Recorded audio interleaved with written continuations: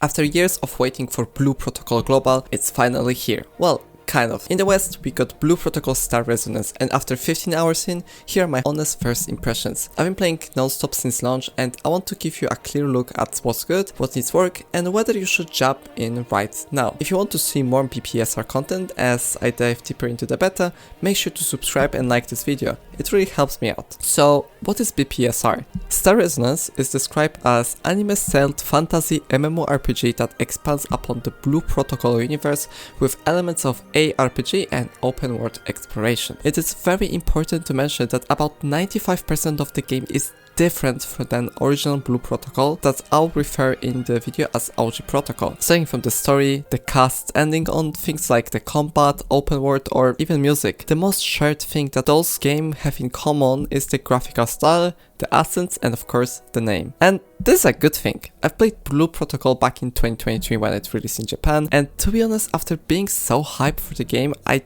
did not really like it. The combat was basically a meat grinder that got boring very quickly, and the dungeons weren't interesting at all either. In Star Resonance, every aspect of the game has been pretty much improved. The combat feels fantastic. I would kind of compare it a little bit to Wuthering Waves or Zenless Zone Zero in some ways if you enjoyed these games combat wise, but also have this little RPG vibes from Lost Ark, because if you did enjoy raids or abyss dungeons in Lost Ark, you should have fun here too. Each encounter will have some unique mechanics that can result in a wipe for higher challenging dungeons, as well as the 20 people raid that has been recently introduced to the Chinese release of the game. Here's a little highlight for the first 5-man dungeon in the game that I played. Oh fuck!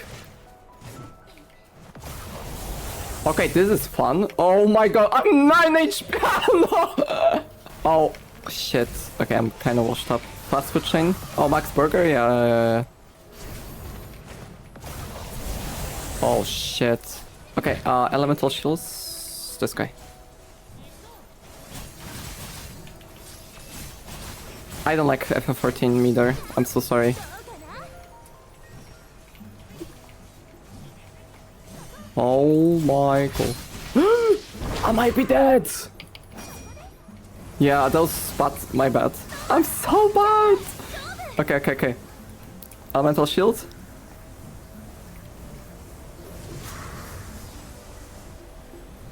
Boom. Damn, this... Was this supposed... Oh my god! We wiped! My first wipe! Ah, behind the wall! Okay, that makes sense actually.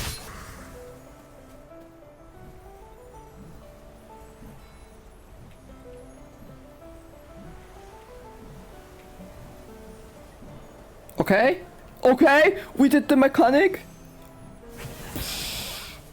That's a slow pizza. Guys, we got this. We're actually goated. Oh god, no, never mind, we're not goated. The pizza is really slow.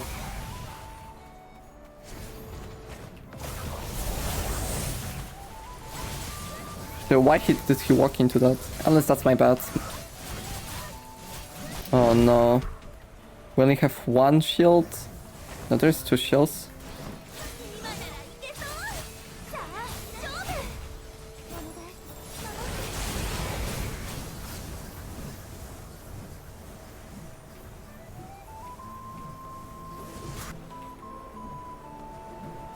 Okay.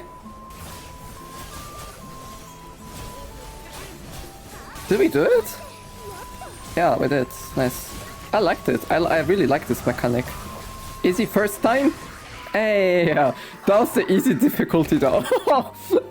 Dungeon can be pretty fun in this game, and I'm looking forward for discovering more of them. Anyways, story-wise, the game is alright. To be honest, I've been playing so many MMORPGs at this date at the beginning of the story, because the next chapters are time-gated with every day releasing more and more story. It doesn't really surprise me at all. Basically, we don't know who we are, and we're trying to save the world, yada yada yada. Of course, for some reason we have a Reasons power. You see what they did here. There's also a witch called Herga, and one of her followers pipe-bombed us at our own home. So now we have to go after these followers to truly resonate with the stars. If you're more interested interested into the story of the game, let me know in the comments. I'll record a lore video once the CBT ends with all the story we know so far, because this is just a brief description of the story. So I mentioned before that this game contains open world exploration. Well, let's talk a little bit about now. We have some nice gliding and flying, we have triple jump or even penta jump as I saw later in the CN server, we have mounts and nothing to do in open world. No, like seriously, when I was unlocking the teleporters in game, I quickly realized there isn't particularly much to do at the moment in our beta in the world. The open world feels a little bit lifeless, no camps with people, no little villages. Every quest happens either in main city or in the plains close to the city. Obviously, I understand that this is the beta and as of now things are gonna probably change, especially because someone in my chat has mentioned, for example, open world mount races. I really try not to compare this game to other Chinese open world gacha games such as WoWa or Genshin, but while traveling in BPSR, you just realize how much you low-key miss those little challenge events or exploration puzzles, because as of now the only content in open world are chests, mobs and world bosses, which are actually decently designed, but in the end it's still a quite classic word boss that dies in 10 minutes. Obviously you do have some stuff to actually go for, because life skilling is quite a huge part of the game and there's a lot of life skilling included into the game, but you use all of your life skill stamina in about 15 minutes and that's pretty much it. You have nothing more to do. Content wise, there isn't a huge amount to do yet, and that's by design. The game uses time gained reveals, so players don't get overwhelmed on day one. Right now you've got some light Genshin style dailies, little puzzles, kill X mob, tasks for currency, plus daily dungeons, the trial path which is a solo challenge for rose orbs, and Unit X which is basically your main gear grind with multiple difficulties. For hardcore players this might feel a bit light, but we've already seen in the handbook preview that more is incoming. Hard word bosses and the long-awaited dragon raids are on the way. That being said, it's clear that Star Resonance is mostly catered towards casual players. The game really leans into social features, guild activities, life skills, monster hunts, fishing, fashion, stuff that makes it feel more like a community MMO. And it is also confirmed that the game has housing system and it's actually quite decent. It's quite similar to the one found in Guild Wars 2, for example. On that note, let's talk about monetization. Honestly, it is one of the most refreshing parts actually. Star Resonance is the first free-to-play MMORPG I've played in long time that doesn't really have any pay to win. The shop is centered entirely around fashion, either buying cosmetics directly or pulling them for Gatcha. There was supposed to be a rebate system during the closed beta that would give whales extra currency at launch, but after heavy criticism, the devs removed it and replaced it with a simple one-to-one refund. Good on them for listening. So, to summarize, I've had a lot of fun with Star Resonance on the first day. The game feels fresh, with fast-paced combat, which is surprisingly rare these days. Chrono, a beautiful world, and honestly a really good optimization. I was able to run it maxed out while streaming and VTubing with heavy model on 3070 and Ryzen 5900X, no issues at all. Of course, I do have some nitpicks, don't get me wrong. The open world is basically non-existent right now, and the translations, yikes. I've seen some missing letters, words jammed together, and even untranslated Chinese UI text. Fun at first, but clearly not ready for global launch yet. Another irony is that event feedback when you finish a world boss or patrol, there's no clear pop-up that is done, no reward screen. Same with dungeons, no queue up as party again button, which would be such a nice quality of life fix.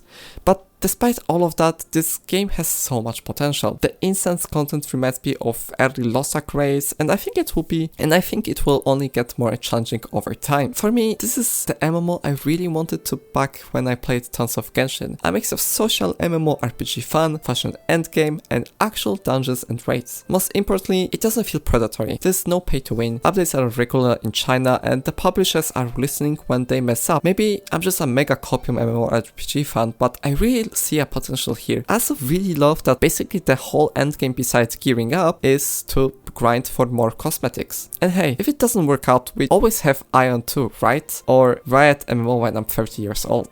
But that's an optimistic word. I'll be playing more throughout the beta while waiting for the global launch, so if you'd like to watch me live, come hang out at twitch.tv/LucinaVT. Thank you so much for watching and see you next time. Bye bye.